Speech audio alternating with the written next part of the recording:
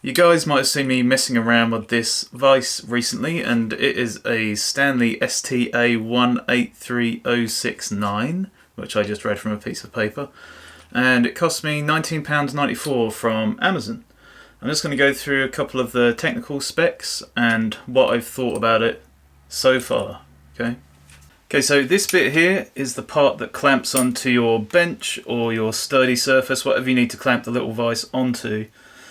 It opens up about 5.5 centimeters, which is around 2¼ inches.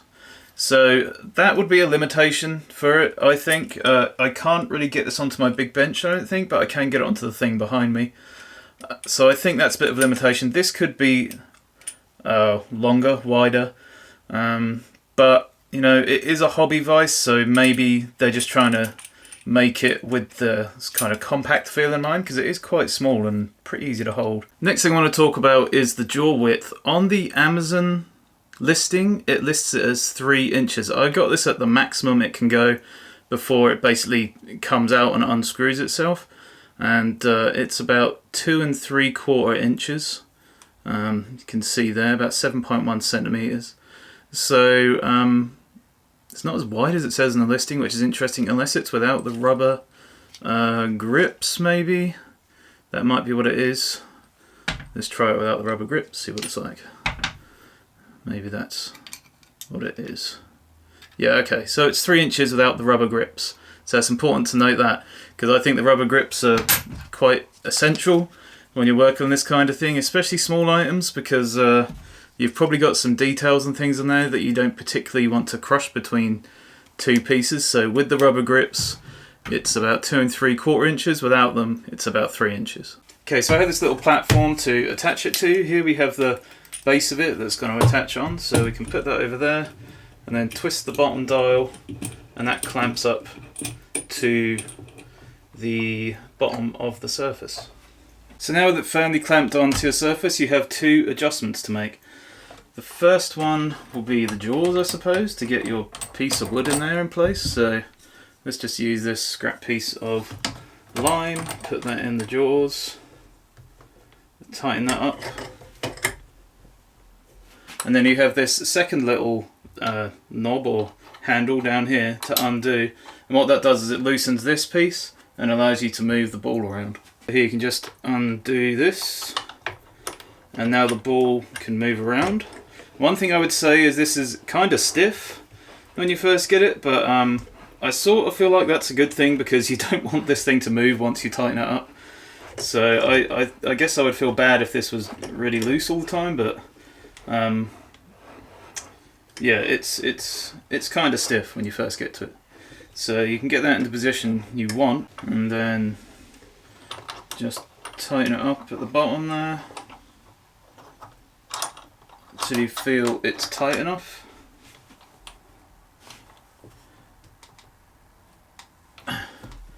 And it's actually really sturdy. For a hobby vise, it is really sturdy. I don't think they really expect you to be pounding the hell out of this with a chisel and a mallet. I have done that a little bit, but only sort of little tappy taps. So I don't think that's what it's built for. But for holding little pieces and doing neat little cuts, it is excellent, and it has been so far. Let me just do a couple of big hits on it with the mallet and chisel and see what it can take before the ball joint starts moving. Right, so we use this big carving chisel and this mallet. We're on the end grain here, so let's try and hit some of that.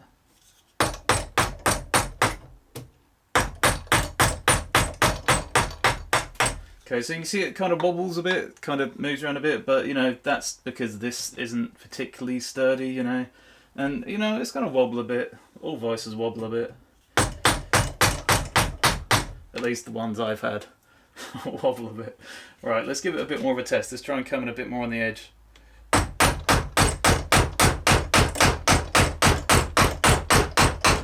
I mean, it's still letting me hit through the end grain there without budging, which I think is pretty damn good for a little vise like this. Let me show up close what I'm actually doing here. So this is the end grain of the wood. were coming in from the side. If you know anything about wood, you'll know that hitting a chisel through a piece of wood in this direction is pretty damn hard. The fact that I can do that and still get no to very little movement in the ball, it's still very vertical there, is really good for a little vise like this. Another little feature in this that you may not have noticed, whether it's to do with packing it away more compact so that it kind of locks in place or not, I don't know. But this little groove in here kind of makes it so you can make the shaft of the ball movement piece here slot into a groove. So you can do that and tighten it up. And really, if you think about it, that makes it a lot more steady and a lot more firm, right? So that's going to give you some added rigidity on something. If you have a piece that's a bit harder to hit or whatever, that's going to give you some added stability. Like I said, I don't know if it's for it to be packed away neatly or whether it is for this purpose, but either way, I like it. One more thing I will say what I like about this is that it's metal. It's all metal except for the rubber grips at the top there and this little plastic pad on there, and I guess this little rubber bit here. It's all metal. I was really surprised by it. If you look at the picture on Amazon, it actually looks plastic.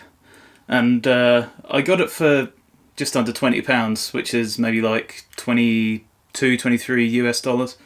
And I thought, you know, I'm just going to take a risk with it because I need something small to act as like a third hand so I can carve some tiny things that I've been making. And it came and it's metal. It feels solid.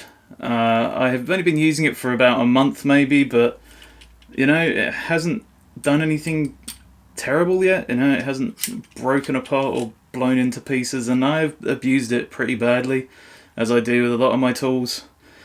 So yeah, it's pretty good. I'd like to point out I haven't been paid or anything to do this. I just got this. I thought it was a good tool, and I know there's other reviews for it online, but I just thought if you guys hadn't seen it, then I would show you, and I'm impressed with it.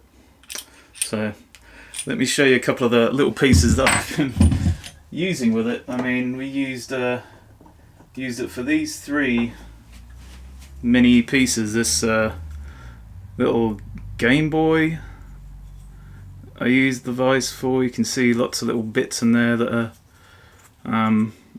you know, hard to get to. I used it for the little Skyrim hammer, and then just recently for the Soul Blade sword, all carved from wood. And that thing just helped me get rid of some material, do some little details, and I don't know, I just think it's really good. Anyway, thanks for watching. Have a good day, and hopefully I'll catch you again soon. Thanks a lot.